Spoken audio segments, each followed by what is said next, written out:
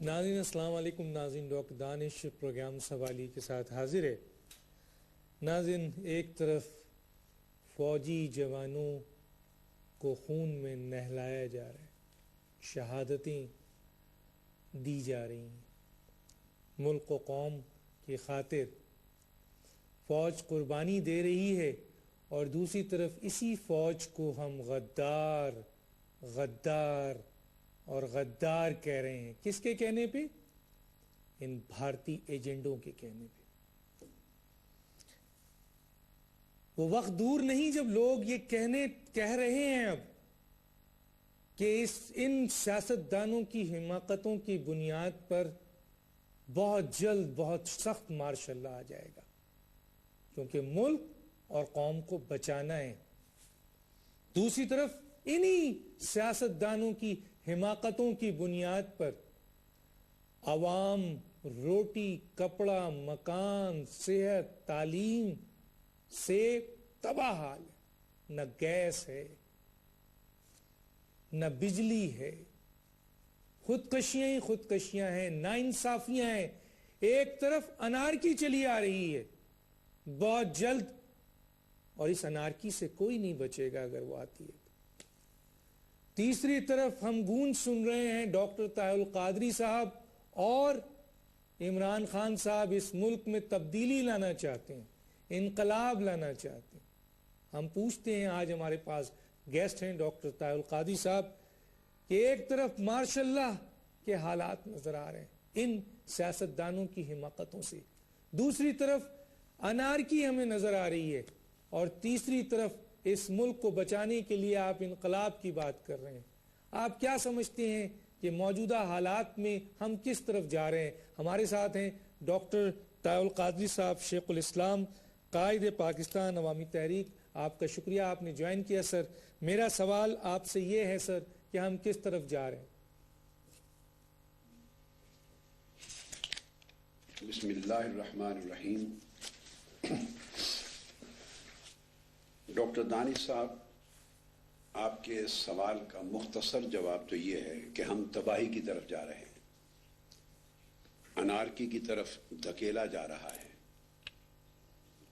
اور ایک بڑے بھیانک مستقبل کی طرف موجودہ حکمران اپنی کرپشن, نااہلیت اور آمرانہ رویوں کی وجہ سے اس قوم کو لے جا رہے ہیں.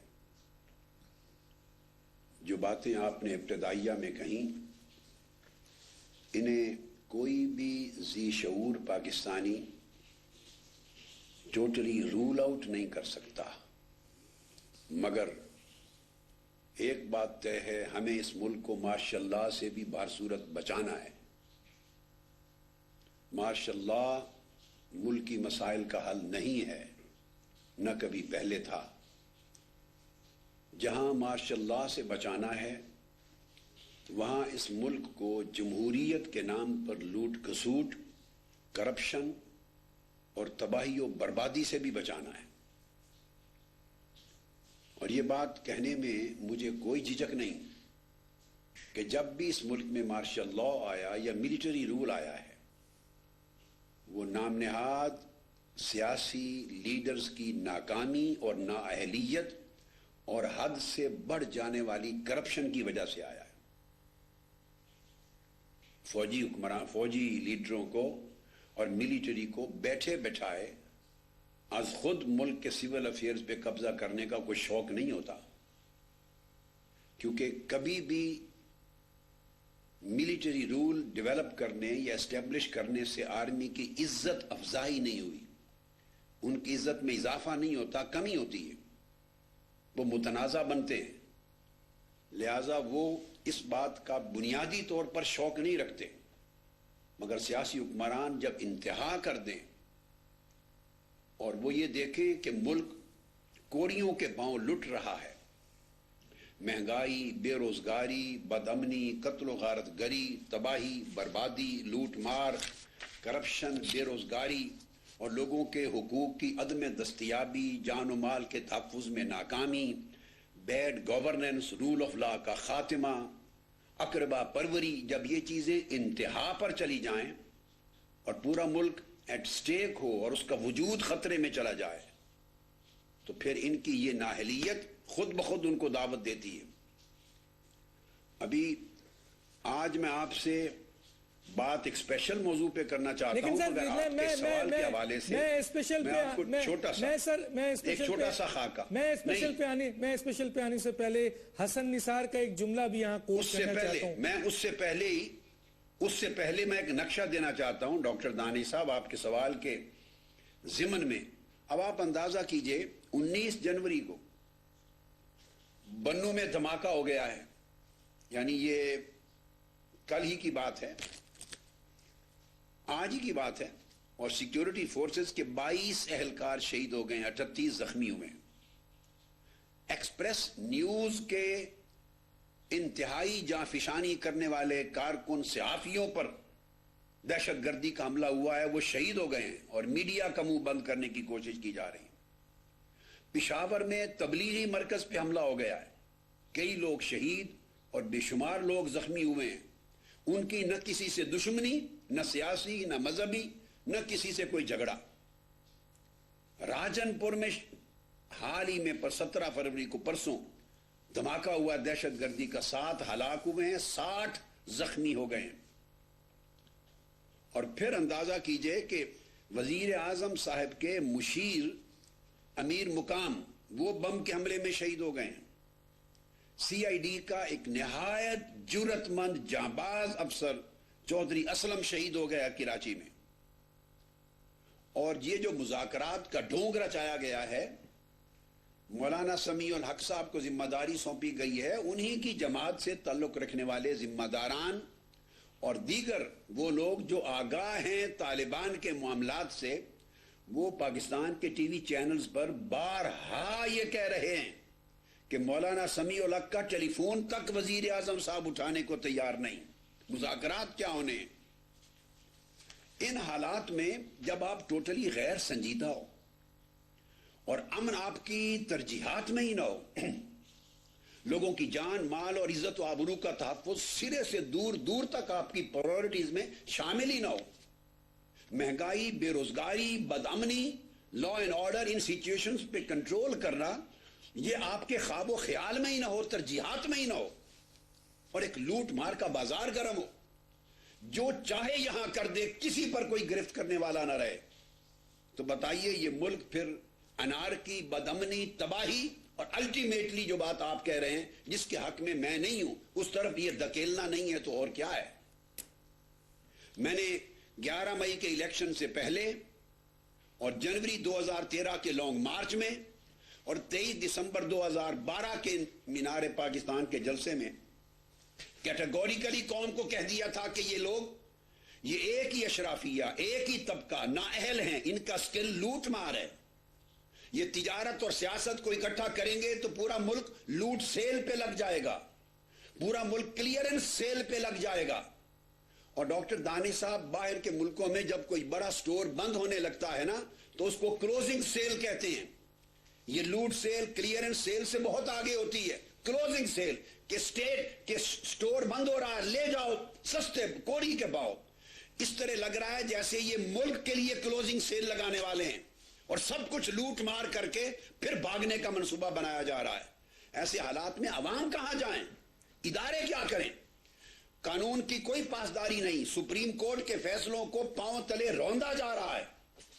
آپ ذرا دیکھیے کہ سپریم کورٹ آف پاکستان نے ججمنٹ دی تھی 22 جولائی 2013, اسی پچھلے سال 22 جولائی 2013 سپریم کورٹ آف پاکستان کی ججمنٹ تھی, اور انہوں نے کہا تھا کہ ملک کے جو بڑے بڑے 55 ادارے ہیں, 58 ادارے 58, ان اداروں کے سربراہان کی تقرری میرٹس پہ ہونی چاہیے, ٹرانسپیرنسی کے ساتھ ہونی چاہیے, دوستوں, یاروں اور فیملی کے لوگوں میں بندر بانٹ نہیں ہونی چاہیے. اس کے لیے سپریم کورٹ آف پاکستان نے آرڈر دیا اور ایک اعلیٰ اختیاراتی کمیشن قائم کیا, 3 رکنی. اور وہ جو کمیشن قائم کرنے کا آرڈر تھا 22 جولائی 2013 کا, وہ اب جا کر نومبر میں کم و بیش انہوں نے بنایا تھا. नवंबर 2013 में वो कमीशन कायम होकर उसने चार्ज लिया। अभी उस कमीशन को चार्ज लिए 3 महीने नहीं गुजरे, 2 महीने हुए हैं, जिसकी जिम्मेदारी थी कि मुल्क के 58 सबसे बड़े इदारों की सरबराह वो कमीशन मैरिट्स पर तकर्री करेगा। आपके वजीर आजम साहब ने उनमें से चोटी के 35 इदारों के सरबराहों की तकर्री का इख्तियार वापस ले लिया है, अपने नालायक वजीरों को दे दिया है और सुप्रीम कोर्ट के ऑर्डर्स को पांव के नीचे, जूते के नीचे रौंद दिया है। कोई है इदारा इनसे पूछने वाला? कोई है इनसे गिरफ्त करने वाला? कोई है अब सुओ मोटो करने वाला? सवाल यह पैदा होता है कि जिस मुल्क में यह आलम हो कि न कानून की पासदारी हो, न सुप्रीम कोर्ट के ऑर्डर्स की पासदारी हो, न रूल ऑफ लॉ हो, न आइन की पासदारी हो, न ट्रांसपेरेंसी हो, न लोगों को मालूमात तक कोई एक्सेस हो, जहां हर शख्स मारा जा रहा हो और इंसान का खून पानी की तरह अर्जा हो, न अमन की कोई कोशिश की जा रही हो, सिर्फ गैर मुल्की आकाओं को खुश करने के लिए और अपनी कुर्सी पे बाजमान रहने के लिए पूरा मुल्क तबाही के दाने पर खड़ा हो, तो क्या होगा? हम माशाअल्लाह से बचाएंगे और अवामी इनकलाब के रेले के जरिए हम इनसे लूट मार का ये सारा निजाम खत्म करेंगे और इनसे इनका कब्जा छीन कर पुरअमन तरीके से अवाम को मुंतकिल करेंगे। और ये वक्त डॉक्टर साहब अब करीब आ रहा है। डॉक्टर साहब, ये एक जो मैं सवाल पूछना चाह रहा था और वो ये है कि कितना करीब है, क्योंकि इमरान खान साहब भी जो हैं वो इस बात के लिए उनका प्रेस कॉन्फ्रेंस, एक तरफ वो सिस्टम का हिस्सा भी हैं, दूसरी तरफ वो इस मौजूदा हुकूमत को धांधली की पैदावार कहते हैं, तीसरी तरफ वो आपके इनकलाब को और आपकी तमाम बातों को सपोर्ट भी करते हैं। तो कितना दूर है ये इनकलाब? देखिए, मैं आपके सवाल का भी जवाब देता हूं, लेकिन काइंडली मैं आज निजकारी के मौजू पर मेरे दिल में ख्याल है वो सर मैं ब्रेक के बाद पूछूंगा आपसे सर, वो ब्रेक के बाद पूछूंगा सर मैं आपसे। ठीक है, अब कितना दूर है कितना नजदीक है, इसके जवाब के 2 हिस्से हैं। आपने इमरान खान साहब की बात की, मैं उनका एहतराम करता हूं और उनके लिए गुड विशेस रखता हूं, मगर याद रख लें कि 2 कश्तियों में सवारी मुमकिन नहीं है। या आप इस निजाम को अगर धांधली की पैदावार, इंतखाबात को सरासर धांधली समझते हैं और टोटली अनफेयर समझते हैं, तो फिर इसको ठुकराकर बाहर निकलना होगा, फिर आप इसको रद्द करना होगा। इस इस्तेसाली निजाम के खिलाफ जंग लड़नी होगी, अवाम की तरफ होना होगा। देखिए, ये 2 गिरोह हैं इस वक्त। 18 करोड़ अवाम मजलूमों की पार्टी हो गई, मजलूमों का तबका है, वो महरूम हैं, वो मकतूल हैं, वो बेरोजगार हैं, वो बदअमनी का शिकार हैं, परेशान हाल हैं, एक एक लुकमे को तरसने वाले हैं, अदल और इंसाफ से महरूम है। ये महरूमों का तबका है 18 करोड़ अवाम। और चंद 100 घराने जो इंतखाब की जुर्लू के जरिए मुंतखब होने का स्किल और फन जानते हैं, वो जानते हैं इलेक्शन किस तरह लड़ना, किस तरह जीतना, किस तरह रिग करना और किस तरह इलेक्शन को के जरिए जीतकर दोबारा इख्तिदार की कुर्सी पर आना। ये उनका फन है। जैसे नाच गाने वालों का फन है, डांसर का फन है, सिंगर का फन है, इस तरह गोल्ड स्मिथ का फन है, इस तरह लॉयर का फन है, हर एक का एक फन है। इन सियासतदानों का पाकिस्तान में बदकिस्मती से फन है लूट मार। हराम के करोड़ों अरबों पैसे 5 साल 4 साल में कमाते हैं, उसका एक हिस्सा अगले इलेक्शन पे लगाते हैं। थाने खरीदते हैं, थानेदार खरीदता है, बिरादरियां खरीदते हैं, गुंडागर्दी करते हैं, दहशतगर्दी करते हैं, शराफत को पामाल करते हैं और डीसी से लेकर एसपी, पुलिस, पटवारी सब कुछ अपनी मर्जी से लगवाते हैं। दान दौड़ धांधली के स्किल के जरिए ये हमेशा जीत कर आते हैं और 100 साल भी यही जीत कर आएंगे। किसी गरीब और सफेद पोश का बच्चा इकोनॉमिस्ट हो, एग्रीकल्चरिस्ट हो, पीएचडी हो, आईटी स्पेशलिस्ट हो, लॉयर हो, जितनी तालीम हासिल कर ले, जितना काबिल बन जाए, जिसके पास 10-20 करोड़ हराम के पैसे नहीं और लुटेरों के साथ गठजोड़ नहीं, वो अगले 100 साल में भी कभी एमएनए इलेक्ट होकर नहीं आ सकता। लिहाजा जो लोग तब्दीली चाहते हैं उन्हें एक फैसला करना होगा, दुरंगी छोड़कर यकरंग हो जा, सरासर मोम या फिर संग हो जा, या लुटेरों के निजाम का हिस्सा रहें या उन्हें लात मारकर अवाम के साथ खड़े हो जाएं। अगर इमरान खान साहब आज फैसला कर दें اور وہ یہ سچا سمجھتے ہیں کہ یہ دھاندلی کا الیکشن ہے, انفیئر ہے, ٹوٹلی انفیئر ہے, اور یہ انفیئرنس آگے بھی ہوگی. ان کو لات مار دیں تو میرے انقلاب کا اعلان میں دور کرنے کی بجائے ڈیٹ بہت جلد اعلان کرنے کو تیار ہوں. 1/1 اور 2/11 میرے ساتھ آ جائیں کلیئرٹی آف مائنڈ کے ساتھ. اگر ہر روز یہ کہتے ہیں کہ یہ دھاندلی ہے اور جو کچھ میں نے کہا تھا سچ کہا تھا, تو پھر اس دھاندلی میں بیٹھے کیوں ہیں؟ رد کر دیں, ٹھوکر ماریں ان کو. اس نظام نے خان صاحب آپ کو کچھ نہیں دینا, غریبوں کو کچھ نہیں دینا, جوان نسل کو کچھ نہیں دینا. یہ لوگ لوٹتے رہیں گے, کھاتے رہیں گے, اور پورا ملک بکنے والا ہے. پھر کبھی ایسا نہیں ہو سکتا کہ ہم نام تبدیلی کر لیں اور بیٹھیں بددیانت اور خائن کرپٹ لوگوں کے نظام کا حصہ بن کر. اگر وہ ٹھوکر مار کے نکل آئیں باہر تو انقلاب بہت جلد آپ کو لا کے دیتے ہیں کہ پھر 2 قوتیں ہم نکلیں گی, عوام اور نکلیں گے, اور چند مہینوں میں اس ملک کے عوام کو انقلاب دینے کو تیار ہوں. ٹھیک ہے سر, اگر وہ اسی نظام کا حصہ رہیں اور تنہا میں نے جنگ لڑنی ہے عوام کے ساتھ, تو آف کورس پھر کچھ وقت اور لگے گا. ٹھیک ہے سر, میں امید کرتا ہوں کہ خان صاحب اس کے لیے میری ریکویسٹ ہے کہ جلد فیصلہ کریں, یا اس کشتی میں حصہ پاؤں رکھ کے بیٹھیں یا دوسری کشتی میں آئیں. 2 کشتیوں میں چل کے تبدیلی ملک میں نہیں آ سکتی. ٹھیک ہے, مجھے بریک کے لیے کہا جا رہا ہے. ڈاکٹر صاحب نے ایک بڑی بات کہہ دی ہے کہ اگر عمران خان صاحب جو خود بھی اس نظام کی تبدیلی کی بات کرتے ہیں, اس ملک میں کرپشن اور جس طرح کے ماحول ہے اور جس قسم کا نظام ہے, اس میں انقلاب کی بات کرتے ہیں, عوام کو طاقت دینے کی بات کرتے ہیں, ملک کو اوپر لانے کی بات کرتے ہیں, اور طاہر القادری صاحب کہہ رہے ہیں کہ اگر وہ اس 2 کشتی سے نکل کر, یعنی اس نظام کو لات مار کر آتے ہیں اور عوام کو حقیقی طاقت دینے کے لیے نکلتے ہیں, تو ڈاکٹر طاہر القادری صاحب کہتے ہیں کہ پھر یہ انقلاب عمران خان صاحب اور ڈاکٹر طاہر القادری مل کر عوامی طاقت سے صرف چند مہینوں میں پاکستان کو دی جا سکتی ہے. اب یہ بہت بڑی بات ڈاکٹر طاہر القادری نے کہی ہے. اب بال عمران خان صاحب کے کورٹ میں ہے کہ اگر واقعی وہ انقلاب چاہتے ہیں, اس ملک کو نکالنا چاہتے ہیں, اس کرپٹ سسٹم سے نکلنا چاہتے ہیں, اس دھاندلی والی جس طرح کی حکومت اور الیکشن کمیشن ہے, اس سے اس ملک کو اور عوام کو بچانا چاہتے ہیں, تو اب وہ فیصلہ کریں. ایک چھوٹا سا بریک, پھر واپس آتے ہیں.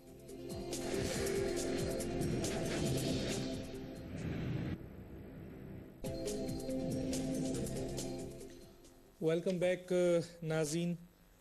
اس وقت ہمارے ساتھ ڈاکٹر قادری صاحب ہیں. کچھ ٹیکسٹ بھی ہیں کہ کچھ جگہوں پر کیبل جو ہے وہ بند کر دیے گئے ہیں.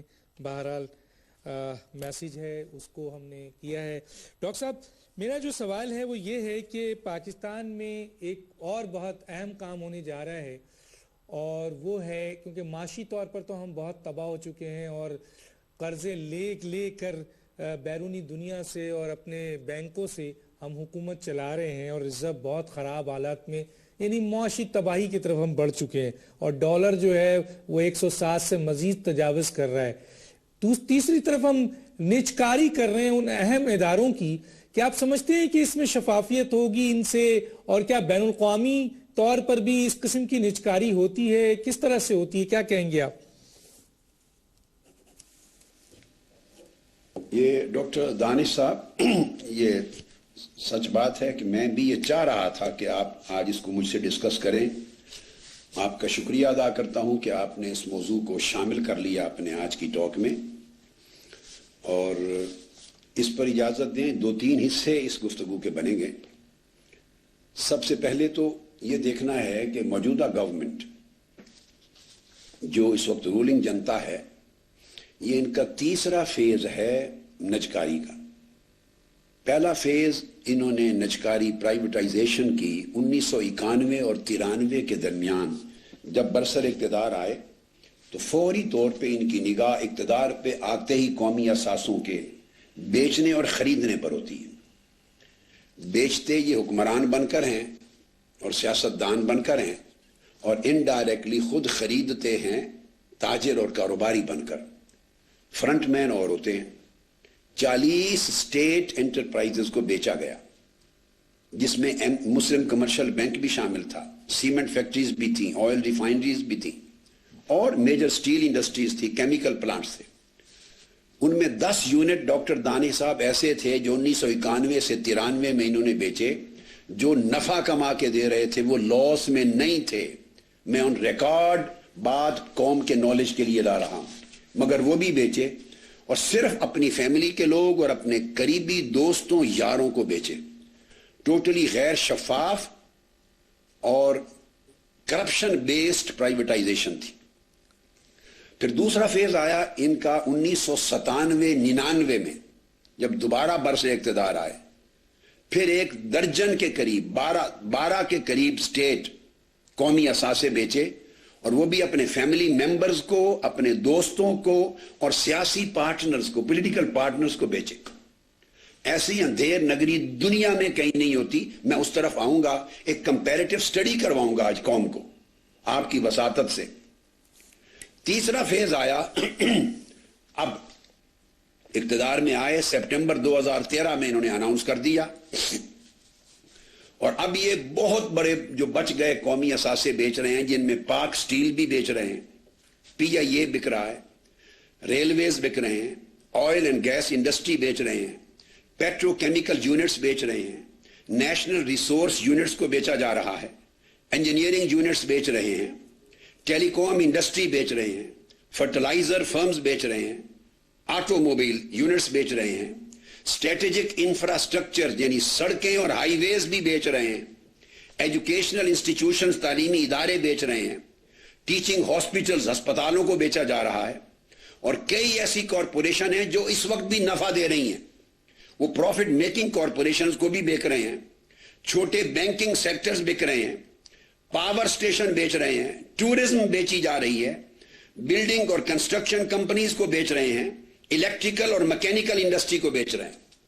اس کا مطلب ہے کہ اب اس فیز کے بعد پاکستان کا ریاست کے ہاتھ میں کچھ نہیں بچے گا، سب ملک بک رہا ہے. ملک کے سارے اثاثے اب کلیئرنس اور کلوزنگ سیل پر ہیں. اب میں بتانا چاہتا ہوں کہ ہو کیا رہا ہے. بدقسمتی ہے کہ ٹی وی چینلز پر ساری معلومات عوام کو فراہم کرنا، ذرہ ذرہ کی معلومات، یہ ذمہ داری تھی حکمرانوں کی.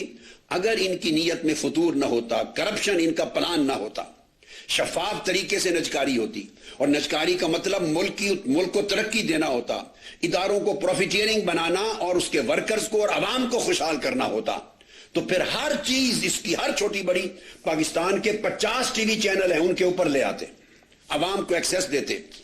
مگر ایسا نہیں ہوا. اب دیکھیے کر کیا رہے ہیں. پہلے تو اس کے لیے انہوں نے نجکاری کمیشن بنایا ہے، ایک بورڈ بنایا ہے پرائیویٹائزیشن کا. میں اس کا انالیسس کروں گا کہ وہ بورڈ کیا ہے. ایک خفیہ طریقے سے اہل لوگوں کو رد کر کے وزیر اعظم صاحب نے اپنے دوستوں، یاروں، بزنس پارٹنرز اور پولیٹیکل مسلم لیگ نون کی پارٹی کے لوگوں پر مشتمل، اپنے لوگوں پر مشتمل، جن میں ان کے ٹکٹ ہولڈرز بھی ہیں جو الیکشن میں، مئی کے الیکشن میں، ان پر مشتمل ایک خفیہ بورڈ بنا دیا ہے تاکہ رات کے اندھیرے میں ڈاکہ زنی ہو جائے، کوئی نہ جانے نہ دیکھے نہ پوچھے. اب اس کے جو چیئرمین بنائے گئے ہیں ان کا نام بتایا گیا محمد زبیر. اب یہ بھی سن لیں، پوری قوم کو آپ کے پروگرام کے ذریعے آگاہ کر رہا ہوں کہ ان کا پورا نام ڈسکلوز نہیں کیا جا رہا. ان کا پورا نام ہے محمد زبیر عمر، اور وہ اس لیے نہیں بتایا جا رہا کہ زبیر عمر صاحب جو ہیں وہ جنرل غلام عمر ریٹائرڈ جو تھے، جنرل یحییٰ کی کونسل کے ممبر، ان کے صاحبزادے ہیں، اور پی ٹی آئی کے ایک لیڈر ہیں اسد عمر صاحب MNA، ان کے بھائی ہیں. اور عمر کا لفظ ہٹا دیا ہے نام سے اس لیے کہ وہ مسلم لیگ نون کی کور کمیٹی، ان کی مینیفیسٹو کمیٹی کے چیئرمین ہیں. نون لیگ کی مینیفیسٹو منشور بنانے والی کمیٹی کے چیئرمین ہیں، کور ممبر ہیں نون لیگ کے پولیٹیکل. ان کو بنا دیا اس کا چیئرمین، اور وہ پرائم منسٹر صاحب کے ذاتی دوست ہیں. اب پورے ملک کے اتنے بڑے قومی اثاثے، PIA، اسٹیل انڈسٹری، ٹیلی کام سے لے کر بینکوں تک سارا کچھ بیچا جا رہا ہے. اس کے چیئرمین لگانے کا کچھ میرٹ ہونا چاہیے، کچھ اصول ہونا چاہیے. اب ان کی میں آپ کو کوالیفیکیشن بتاتا ہوں. مجھے ان کی ذات سے کوئی گلہ شکوہ نہیں ہے، ممکن ہے اچھے آدمی ہوں, میں ایکسپیرینس اور اہلیت کی بات کر رہا ہوں, میں پھر دہراتے بھی ہوں اچھے آدمی ہوں گے, مجھے کوئی گلہ نہیں ہے. میرا کنسرن ہے بھائی یہ سارے اثاثے آپ کے خاندان کی جائیداد نہیں ہیں, آپ کو وراثت میں نہیں ملے, اس کے مالک 18 کروڑ عوام ہیں, وہ جو بھوکے مر رہے ہیں. یہ ریاست پاکستان کی ملکیت ہیں, یہ 18 کروڑ عوام کی ملکیت ہیں, آپ کی اور ہماری ملکیت ہیں. قوم کا اثاثہ بیچا جا رہا ہے, تو قوم کی ملکیت چھپا کر رات کے اندھیرے میں کیوں بیچی جائے؟ قوم کو پتا ہونا چاہیے کہ کس کو چیئرمین لگایا ہے.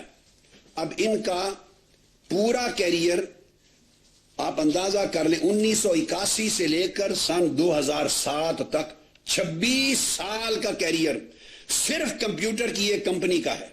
آپ اندازہ کر لیجئے, 26 سال کا کیریئر ہے محمد زبیر عمر صاحب کا. MBA کے بعد یہ IBM کمپیوٹر کی ایک کمپنی ہے, اب پہلے چند سال اس میں پڑھایا ہے, اور اس کے بعد کمپیوٹر کی IBM کمپنی کے فائنانشل شعبے کے مختلف پوزیشن پہ رہے ہیں. یہ صرف فائنانس کے آدمی ہیں کمپیوٹر کمپنی کے اندر, پوری لائف. 26 سال میں کسی اور کمپنی میں بھی نہیں گئے, کوئی اور بزنس نہیں کیا, ان کا کوئی ایکسپوجر کسی اور بزنس اور جاب اور شعبے کا نہیں ہے. صرف 26 سال پوری لائف ایک IBM میں فائنانس کے شعبے میں نوکری کی ہے, اور اس میں اگر مڈل ایسٹ میں بھی رہے ہیں, افریقہ میں بھی, تو فائنانس ہی کے شعبے میں فائنانشل آفیسر چیف, پاکستان میں بھی چیف فائنانشل آفیسر, دبئی میں بھی فائنانشل آفیسر, میلان اور اٹلی میں بھی فائنانشل آپریشنز کے پر رہے ہیں. 90 سے 92 تک پھر پاکستان میں اکاؤنٹنسی اور ٹریجری میں رہے ہیں. پیرس اور فرانس میں بھی صرف ٹریجری, یعنی یہ اکاؤنٹنسی کے سبجیکٹ کے آدمی ہیں. ساری زندگی کا 1981 سے 1986 تک میں چیلنج کے ساتھ کہہ رہا ہوں, یہ ان کی پوری پروفائل میرے سامنے ہے. جس کا جی چاہے یہ کمپیوٹر پہ جائے, گوگل پہ جائے, ویب سائٹ پہ جائے, چیک کر لے, اگر ایک لفظ بھی غلط ہو تو آپ مجھے مجرم گردان سکتے ہیں. اب ایک شخص ممکن ہے وہ بہت ہی اچھے آدمی ہوں گے, اور میں امید کرتا ہوں, مگر ان کا ایکسپیرینس ہی نہیں ہے. کمپیوٹر کی فرم میں 26 سال زندگی کے صرف فائنانس کے شعبے میں جس نے گزارے ہو, آپ اسے PIA بیچنے کے اوپر لگا رہے ہیں, سٹیل مل بیچنے پہ لگا رہے ہیں, ریلوے بیچنے پہ لگا رہے ہیں, پورے ملک کو بیچنے پہ لگا رہے ہیں. انہوں نے ٹریڈ کبھی نہیں کیا, انہوں نے خرید و فروخت کے معاملات نہیں کیے, انہوں نے بزنس کبھی نہیں کیا, جاب کیا ہے, عمر پر ایک ملازمت کی ہے. وجہ کیا کہ مسلم لیگ نون کی کور کمیٹی کے ان کے مینیفیسٹو کے آدمی ان کے ذاتی یار ہیں. اب اس کے بعد اگلا آدمی سنیے جو دوسرا ممبر ہے. اب انہی کے ایک بھائی, ایک عجیب, قوم کب تک سوتی رہے گی, قوم کب فیصلہ کرے گی باہر نکلنے کا انقلاب کے لیے؟ کچھ نہیں بچے گا, جب سب کچھ لٹ جائے گا پھر آواز آئے گی اب پچھتائے کیا جب چڑیاں چگ گئی کھیت. اس کھیت کا کچھ نہیں بچنا. حد یہ ہے کہ ادھر ان کو چیئرمین بنایا ہے زبیر عمر صاحب کو, اور انہی کے ایک بھائی ہیں منیر کمال, ان کو نیشنل بینک آف پاکستان کا چیئرمین بنا دیا ہے, ان کے بورڈ آف ڈائریکٹرز کا. چونکہ وہ پیسہ ہے نیشنل بینک آف پاکستان میں, اور پھر وہ کسب بینک کے بھی ڈائریکٹرز میں سے ہیں, چونکہ بینکوں سے پیسہ لینا ہے, اور ان کی پارٹی کے آدمی ہیں, کئی عہدے ان کے پاس ہیں. تو یہ جو منیر کمال صاحب ہیں, ان کو نیشنل بینک آف پاکستان کا چیئرمین بنا دیا ہے, اور وہ اگلے صدر بننے کے امیدوار بھی ہیں. ذرا دیکھیے, ایک ہی فیملی, دو بھائی, ایک کو ایک کا ہیڈ بنا دیا, ایک کو نیشنل بینک آف پاکستان کا ہیڈ بنا دیا. اس کے بعد پھر یہ جو نجکاری کمیشن ہے, اس کا اگلا ایک ممبر لے دیتے ہیں, بورڈ بنایا, خفیہ بورڈ. ٹی وی پہ اناؤنس کیوں نہیں کرتے؟ ان کے نام ٹی وی پہ لائیں, پیدائش سے آج تک ان کی کوالیفیکیشنز ٹی وی پہ لائیں, ان کے ایکسپیرینس ٹی وی پہ لائیں, ان کے تمام کریڈینشل سے قوم کو آگاہ کریں, ڈیبیٹ کروائیں, اور طے کریں وہ اس کام کے اہل ہیں. یہ نہیں پورا ملک بیچا جا رہا ہے. میں اداروں کو بھی ایڈجسٹ کر رہا ہوں. سوتے رہیں گے تو کیا بچے گا اس ملک کا؟ ملک ہے تو ہم بھی ہیں, تم بھی ہو. اگر ملک نہیں بچا تو کچھ نہیں بچے گا. آپ نے چند لوگوں کے ہاتھوں میں پورا ملک بیچنے اور خود خریدنے پر لگا دیا ہے. اگلے ممبر ڈاکٹر دانی صاحب, وہ ہیں فاروق خان. یہ پنجاب کے ایک بہت بڑے انڈسٹریلسٹ ہیں, شوگر مل ان کے اندر ہیں, اور آپ کو معلوم ہے کہ شوگر ملیں حکمرانوں کی بھی ہیں, اور موجودہ پرائم منسٹر صاحب کے ذاتی لنگوٹی یار ہیں, ان کے دوست ہیں, تو وہ ممبر بھی دوست. اس کے بعد تیسرا چودھری عارف سعید, یہ بڑے انڈسٹریلسٹ ہیں اور گجرات کے سروسز انڈسٹریز کے مالک ہیں. چودھری احمد مختار صاحب کے بھائی ہیں, وہ پیپلز پارٹی میں ہیں, یہ نون لیگ میں ہیں. اور ان بڑے کاروباری لوگوں کا طریقہ یہ ہوتا ہے, ہر پارٹی میں ایک ایک بھائی چلا جاتا ہے, ایک پیپلز پارٹی میں, ایک نون لیگ میں, ایک اب کسی اور پارٹی میں, یہ بانٹ دیتے ہیں تاکہ جس کا بھی اقتدار آئے ہماری پانچوں گھی میں رہیں. تو چودھری عارف سعید, آپ احمد مختار صاحب کے بارے میں کچھ کہنے کی ضرورت نہیں ہے, وہ زرداری صاحب کے یار خاص ہیں اور یہ ان کے یار خاص ہیں. تو تیسرا ممبر ان کو بنایا ہے نجکاری بورڈ کا. آپ اندازہ کر لیں کیا آنیسٹی ہوگی, کیا ٹرانسپیرنسی ہوگی, کیا شفافیت ہوگی, کیا میرٹ ہوگا, کیا عدل ہوگا. اس کے بعد چوتھا ممبر ہے ظفر اقبال سبحانی, وہ ہب پاور کمپنی کے ساتھ ایسوسیٹ رہے ہیں. ان کو اس لیے لگایا ہے کہ کوٹ ادو پاور کمپنی بھی بک رہی ہے, انہیں بیچنے خریدنے کا تجربہ ہے, پیچھے خود ہیں, نقاب کے پیچھے یہ لوگ خود ہیں, یہ ان کے دوست اور ان کے پارٹنر ہیں. اسلام آباد الیکٹریسٹی سپلائی کمپنی بھی بک رہی ہے, اس لیے لگایا گیا ہے. حیدرآباد الیکٹریسٹی سپلائی کمپنی بھی بیچ رہے ہیں اور پھر خرید رہے ہیں. جامشورو پاور جنریشن لمیٹڈ بک رہی ہے اور خریدی جا رہی ہے. ناردرن پاور جنریشن بک رہی ہے اور خریدی جا رہی ہے, اس لیے ان کو ایک ڈال دیا ہے اور ان کے خاص آدمی ہیں. پانچویں ارسلہ خان ہوتی ہیں, پانچویں ممبر ارسلہ خان ہوتی مسلم لیگ نون کے ورکر ہیں. ان کو موجودہ وزیر اعظم صاحب نے مردان 2 سے پروونشل اسمبلی کا ٹکٹ دیا تھا اور الیکشن ہار گئے. یہ مسلم لیگ نون کے ٹکٹ ہولڈر ہیں ایم پی اے کے لیے. مردان 2 پی کے 24 ان کا سیٹ نمبر تھا, اور پھر مردان ضلع کے جنرل سیکریٹری بھی ہیں نون لیگ کے. ضلع کا جنرل سیکریٹری, آپ حیثیت کا اندازہ کر لیں. ایم پی اے کا الیکشن جو ہار گیا ہے اسے پورا ملک بیچنے کے اوپر بورڈ میں گورنر بنا دیا, ڈائریکٹر بنا دیا. ذرا سطح دیکھیے کتنے نیچے گر گئے ہیں, اور کیوں نہ گرے اگر قوم گھر بیٹھے گالیاں دیتی رہے. ان کو پتا ہے یہ قوم نکلے گی نہیں, اس لیے جو کچھ ہوتا ہے ان سے, ان کے کفن بھی چرا لو اور ان کے جسم بھی زخمی کر دو. پھر اس کے بعد چھٹے ممبر ہے نصیر الدین احمد. نصیر الدین احمد بھی موجودہ وزیر اعظم صاحب کے ذاتی دوست ہیں, ان کے ساتھ ذات تعلق ہے. اب یہ کل بورڈ ہے نجکاری کمیشن کا چیئرمین سمیت, ان میں سے کسی ایک کا نام قوم نے سنا ہی کبھی نہیں ہوگا. یعنی وہ لوگ جن کا اس فیلڈ کا کسی ایک شخص کا ایکسپیرینس نہیں ہے, کہ جو شخص اس قابل ہو کہ وہ نیگوشیٹ کر سکے پوری دنیا کے خریداروں کے ساتھ. ان تمام پاک سٹیل میں, پی آئی اے میں, ریلوے میں, گیس انڈسٹری میں, پیٹرو کیمیکل میں, ان تمام بڑے شعبوں میں مذاکرات کر سکے, بارگیننگ کر سکے, پرائسز طے کر سکے, لڑ سکے. ان میں سے ایک شخص بھی ان 6 کے 6 میں انکلوڈنگ چیئرمین کسی کا ایکسپیرینس ایک دن کا نہیں ہے. یہ صرف اس لیے اپنے لوگوں کو, فیملی, قریبی, پارٹنر لوگوں کو کرپشن کو چھپانے اور کرنے کے لیے لگایا گیا ہے. ڈاکٹر صاحب یہاں روکوں گا. ڈاکٹر صاحب یہاں بریک کے لیے کہا جا رہا ہے, ڈاکٹر صاحب بریک کے لیے کہا جا رہا ہے, ڈاکٹر صاحب بریک کے لیے کہا جا رہا ہے. میں بین الاقوامی طور پر بھی آپ سے پوچھتا ہوں کہ کیا سچویشن ہوتی ہے, لیکن ناظرین اس سے پہلے ایک بریک. مزید ٹیکس ہے اور وہ ٹیکس یہ ہے کہ اور بھی جگہ کیبل بند کر دیے گئے ہیں ARY نیوز کے, اور کیوں بند کر دیے گئے ہیں, یہ ظلم کیوں کیا جا رہا ہے, ایسا نہیں کیا جانا چاہیے, آواز پہنچنی چاہیے عوام تک. ایک چھوٹے سے بریک پہ واپس آتے ہیں. ویلکم بیک ناظرین. ڈاکٹر طاہر القادری صاحب ہمارے پاس صرف 4 منٹ ہے. کیا کہتے ہیں اس نجکاری کے سلسلے میں بین الاقوامی ملکوں میں بھی کس قسم کا آپ دیکھتے ہیں, کیا نظام ہوتا ہے, کیا وہاں اس قسم کی نجکاری ہوتی ہے, کیا کہیں گے؟ ڈاکٹر صاحب میں اب اس کو مختصر کرتا ہوں. میرے پاس بہت ضروری باتیں تھیں اور میں بین الاقوامی سطح پہ جن ملکوں میں آج تک نجکاری ہوئی ہے اس کے نظام کا پاکستانی نجکاری کے نظام سے کمپیریزن کرنا چاہتا تھا. شاید ٹائم نہ بچے. اب 4 منٹ میں کئی چیزیں ڈراپ کرتا ہوں, کسی اگلے ٹائم پہ رکھتا ہوں.